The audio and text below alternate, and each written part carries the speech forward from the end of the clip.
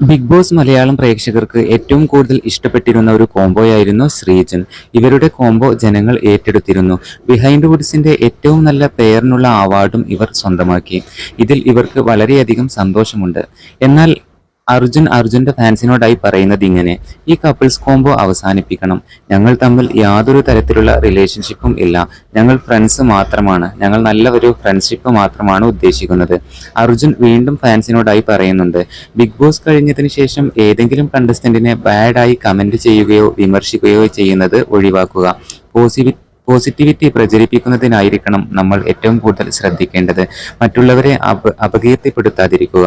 എന്തായാലും അർജുൻ നല്ലൊരു പ്ലെയർ എന്നതിലുപരി നല്ലൊരു വ്യക്തിയാണെന്ന് ഇവിടെ തെളിയിച്ചിരിക്കുകയാണ്. എന്നിരുന്നാലും ശ്രീജൻ കോംബോ ഏറെ ഇഷ്ടപ്പെട്ടിരുന്നു മലയാളി പ്രേക്ഷകർ. ശ്രീജന്റെ വീട്ടുകാർക്കും ഈ കോംബോ വളരെയധികം ഇഷ്ടമായിരുന്നു. പുതിയ അപ്ഡേറ്റുകൾക്ക് നമ്മുടെ ചാനൽ ഒന്ന് സബ്സ്ക്രൈബ് ചെയ്യണേ.